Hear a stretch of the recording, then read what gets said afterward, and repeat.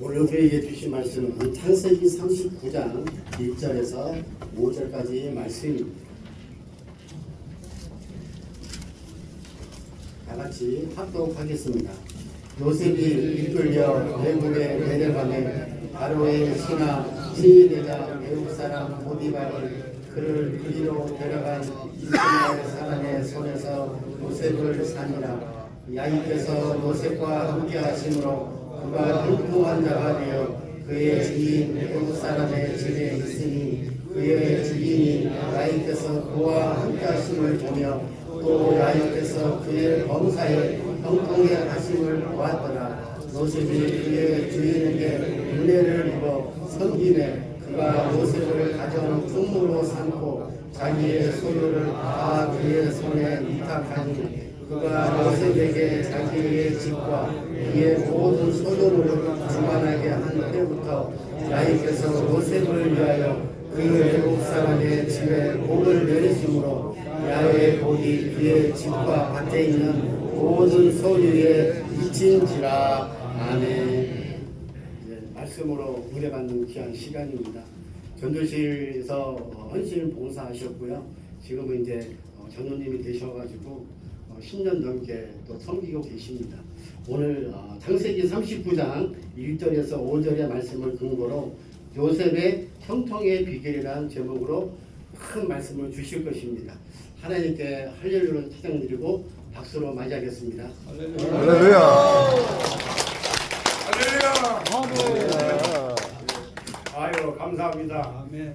여기가 오면은 꼭 저희 친정 온 것 같습니다. 아멘. 예, 진심으로 감사를 드립니다. 예, 새해 인사 한번 올리겠습니다. 뭐 늦었지만은 새해는 벌써 지났는데 모처럼 왔으니까 인사 한번 드리겠습니다. 2026년도에는 우리 전도신 우리 실장 장로님을 비롯해서 임원진들 그리고 모든 성도님들 새해 복 많이 받으시고 건강하시기를 주님의 이름 부탁합니다. 감사합니다. 제가 전도실을 2005년도에 여기 입실해서 교육받고 그 다음에 최초로 조장님을 모시고 저 서대문에 한방병원 한번 갔는데 그때 3개월인데 최초로 조장님이 바로 김순도 조장님입니다. 김순도 조장님 오셨습니까? 안 오셨네? 예, 그리고 또 우리 전도실에서 많이 배웠습니다. 그러고 나서 여리고 팀이 또 창단이 되었었는데 제가 최초로 소망팀에 이렇게 소속이 돼가지고 팀장님으로 우리 정기태 팀장님을 모시고 다니면서 많이 배웠습니다. 우리 정기태 팀장님 믿음도 말씀도 전도도 FM입니다. 그죠? 아멘. 할렐루야. 아멘. 예, 예. 그 다음에 또 이게 노태식으로 돌린다고 해서 팀장님을 이수영 팀장님이 우리 김구성 팀장님이 한 3개월 했는데 그때 다리 아파가지고 오산까지 다녔는데 힘들었어요. 그래서 이수영 팀장님으로 또 이렇게 바뀌고 그 다음에 정도노 팀장님이 저를 또 이렇게 데리고 다니면서 많이 가르쳐 주셨습니다. 너무너무 감사합니다. 아멘. 네, 이 자리에 세우신 우리 하나님께 먼저 영광의 박수를 올려드리겠습니다. 감사합니다. 네, 그리고 우리 실장 장로님과 우리 신원 집사님들 진심으로 감사합니다. 부족한 저를 이렇게 세워주신 것을 오늘 창세기 사회 오시는 우리 부장님께서 이렇게 공독해 주신 귀한 말씀 창세기 39장 1절에서부터 5절의 말씀 요셉의 형통의 비결이라는 제목으로 함께 은혜를 한번 나눠보고자 합니다. 별로 제가 설교 전문가도 아니고 그렇다고 신학을 공부한 것도 아니다. 저도 목사님들 설교를 듣고서 은혜가 되는 것을 적어놨다가 정리해서 이렇게 또 전해드리는 겁니다. 그러니까 항상 듣는 게 그거예요. 뭐 영혼이 잘리고 범사가 잘리고 강건하고 이 세 가지 빼면 뭐가 있겠습니까? 신학에서 그죠? 할렐루야. 네, 맞습니다. 그러니까 절가지로 뭐 8만 대장균 갖고 설교하는 것도 아니고 우리는 66권 갖고 설교하는 거 아니까 그 중에서도 몇 군데만 가지고 계속 설교를 하는 거예요. 어느 목사님들이 간에 그죠? 예. 자 시작하겠습니다. 아멘. 네, 오늘 요셉의 형통의 비결 한번 따라서 하겠습니다. 요셉의 형통의 비결. 요셉의 또 깜짝 잘 안 맞네. 네. 자 제가 먼저 선창하겠습니다. 요셉의 형통의 비결. 요셉의 형통의 비결. 네, 맞습니다. 아, 훌륭하십니다. 사람은 누구나 다 형통한 삶을 살기를 원하고 있습니다. 그죠? 아멘. 누가 뭐 불행한 삶을 살기를 원하겠습니까? 하나님을 믿는 자나 하나님을 믿지 않는 불신자들도 다 형통한 잘되고 형통한 삶을 살기를 원합니다. 오늘 봉독한 성경에 나오는 요셉이라는 인물은 우리가 너무나 잘 알고 있는 형통의 삶을 잘 보여준 인물이 아닐 수가 없습니다. 요셉은 꿈꾼 이야기를 했다가 형들의 미움을 받아서 애굽의 종으로 팔려갔습니다. 당시의 종의 신분이라는 것은 말할 수 없는 비참한 삶을 살았던 그런 존재들입니다. 요셉은 보디발 장군 집으로 팔려가서 주인에게 인정받아가지고 가정부모가 되고 잘 지내는가 싶더니 또 그 하나님의 유혹으로 인하여 성범죄자로 몰려가지고 어떻게 했습니까? 감옥에 갔습니다. 그 감옥은 바로함이 사면이 없이는 절대로 나올 수 없는 그런 감옥이었습니다. 그런데 그 감옥에서도 요셉은 간수장에게 잘 보여가지고 또 죄수들을 관리하는 그런 직무를 맡아가지고 잘 지내다가 마침내 13년 만에 당시 세계 최대 강국이었던 애굽의 국무총리가 된 것입니다. 지금도 세계 최대 강국인 미국의 국무총리가 된다는 것은 그렇게 쉽지가 않지요. 뭐 세계 명문대학을 나와도 될까 말까 한 것이 미국의 국무총리입니다. 그런데 아무것도 배운 것도 없고 종으로 팔려간 요셉이 애굽의 국무총리가 된 것은 정말 놀라운 일이 아닐 수가 없습니다. 그죠? 우리는 결과를 알고서 성경을 읽으니까 아 그렇구나 하고 그냥 지나가고 덤덤하게 받아들이지만 우리가 현실적으로 바라볼 때 우리 한국의 국무총리가 되는 것도 얼마나 치열한 경쟁이 있고 그 다음에 학벌이 없고 스펙이 없으면 올라갈 수 없는 자리인데 애굽의 국무총리가 된 것은 애굽의 국무총리가 된 것은 정말로 놀라운 일인 것입니다. 그러므로 요셉은 애굽의 국무총리가 되었던 원인이 뭐냐고 사람들에게 물어보면은 사람들은 이렇게 대답을 합니다. 요셉은 꿈을 잘 꿨기 때문이다. 또 어떤 사람들은 요셉은 꿈의 사람이다 라고 말할 것입니다. 그러나 정말 여러분 꿈 한 번 잘 꿨다고 해서 애굽의 국무총리가 되겠습니까? 그것은 절대로 아닙니다. 요셉이 그렇게 잘 된 이유가 뭐냐 하면은 오늘 본문 말씀에 나오듯이 야훼 하나님께서 요셉과 어떻게 했다고요? 함께 하심에 그게 바로 요셉의 형통의 비결인 것입니다. 하나님이 함께 하시니까 모든 것이 잘 풀렸다 이 말씀입니다. 그러면 누가 또 이런 얘기를 반론합니다. 에이 꼭 하나님이 함께 해야 잘 되느냐 하고 또 이렇게 그런 사람들이 있어요. 반론하는 사람들이. 그렇습니다. 우리 주변에 하나님을 믿지 않는 사람들도 얼마나 잘 되고 직장에서 승승장구하는지 모릅니다. 그런 사람들이 많이 있어요. 그런데 성경은 그것을 뭐라고 말씀하시냐? 악인의 형통함이라고 말하고 있습니다. 악인의 형통함은 장래가 없기 때문에 그들을 부러워하지 말라고 말씀하고 있습니다. 왜? 그들은 장래가 없고 또 악인의 등불은 곧 꺼지기 때문에 이 땅에서 잘 되고 부귀영화를 누리며 살아간다 할지라도 장차 하나님이 부르시면 그들은 무시무시한 형벌을 받는 지옥으로 가는 존재들이기 때문에 우리는 조금도 부러워할 필요가 없다 이 말씀입니다. 아멘. 아멘. 여기다가 이거 한 그래서 요셉의 형통함은 의인의 형통함이라고 말해주고 있습니다.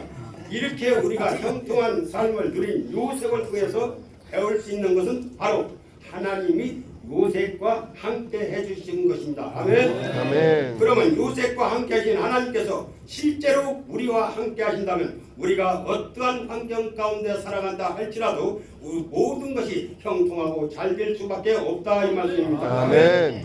사무엘하를 보시게 되면은 다윗 왕이 강성하게 된 이유가 설명되고 있습니다.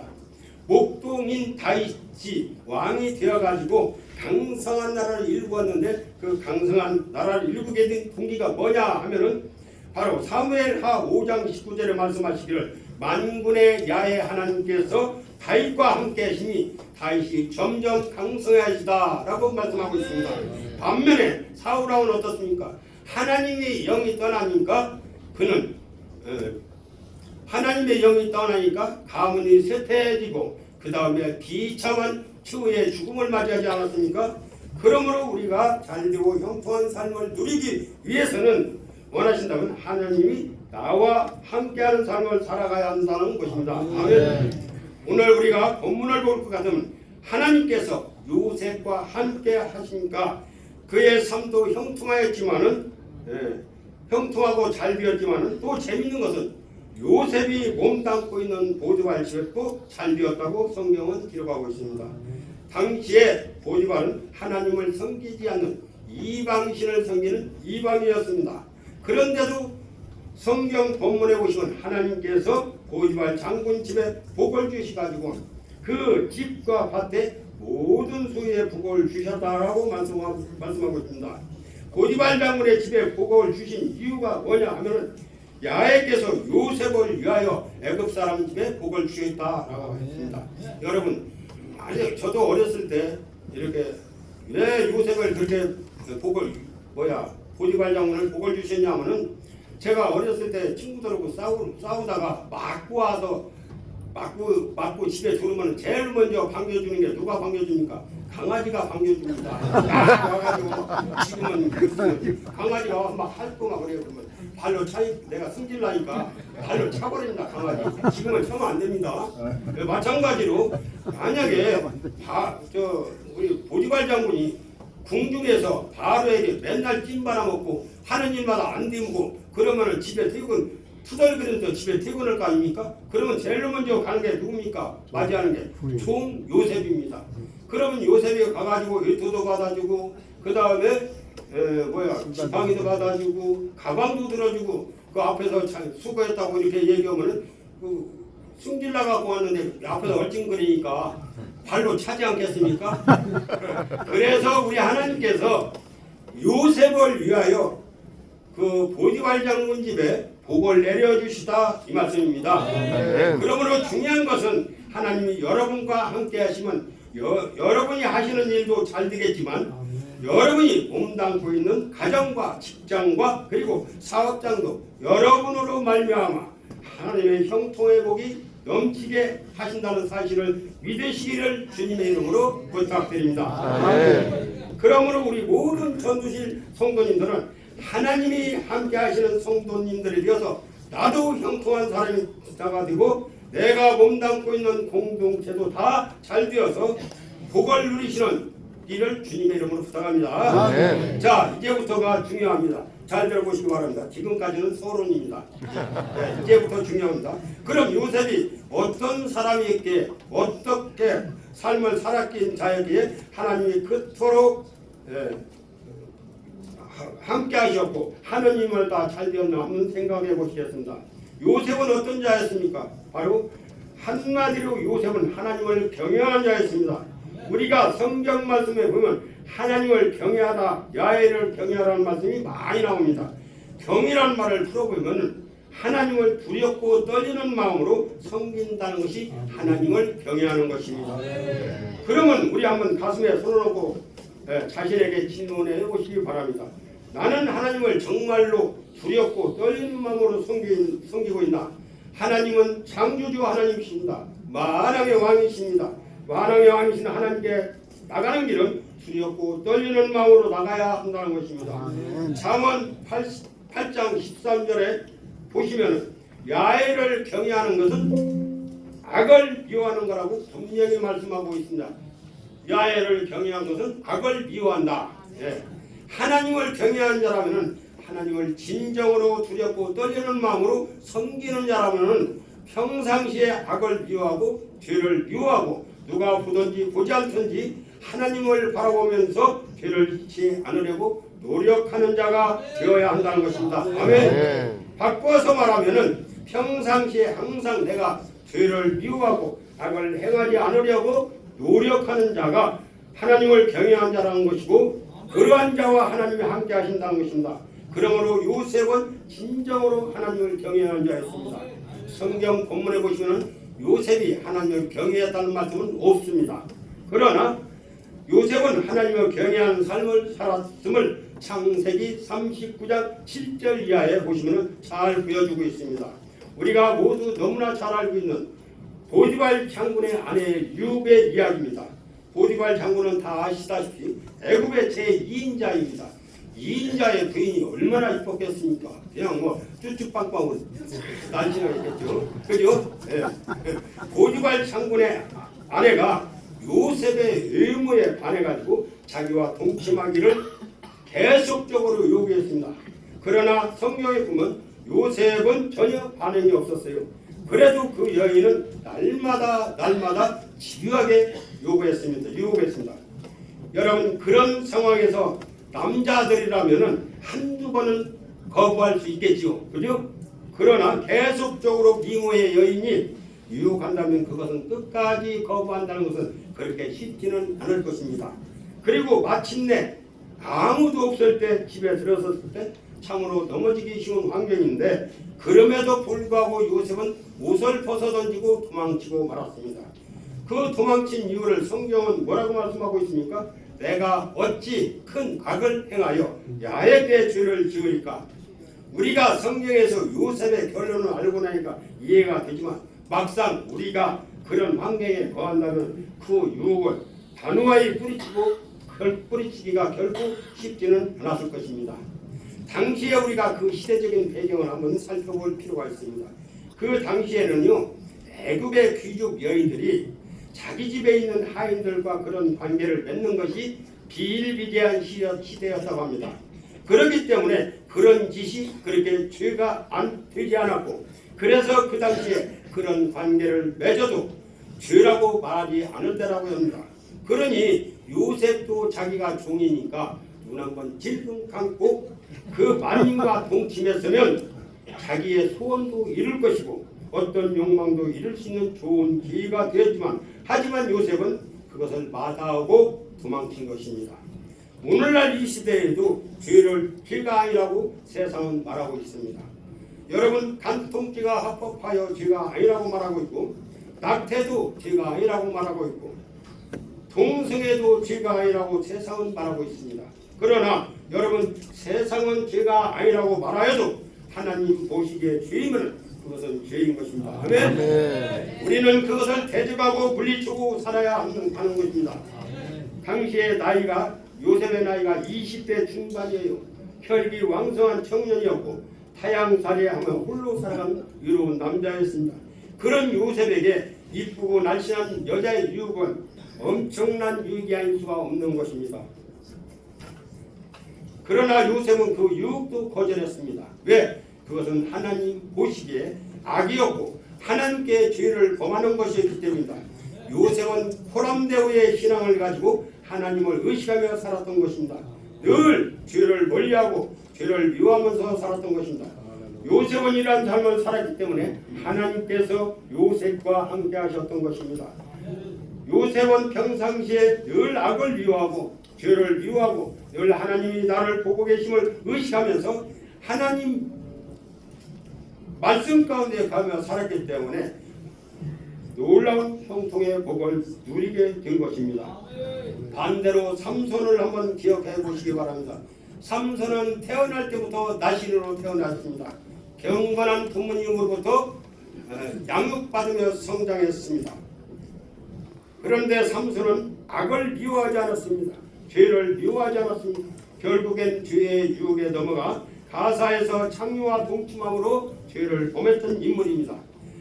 여러분도 잘 아시다시피 소래골짜기에서 드릴라와의 사랑에 빠져서 그 드릴라에게 자기의 힘의 비밀을 누설함으로 말미암아 결국에는 머리를 다 깎이고 두 눈이 뽑히고 맷돌을 돌리며 비참한 기후를 맞이하지 않았습니까? 그러므로 하나님을 경외하는 저와 여러분은 늘 악을 미워하고 죄를 미워하면서 살아가시기를 주님의 이름으로 부탁합니다. 아멘. 두 번째는 하나님께서 함께하는 사람은 회개하는 사람입니다.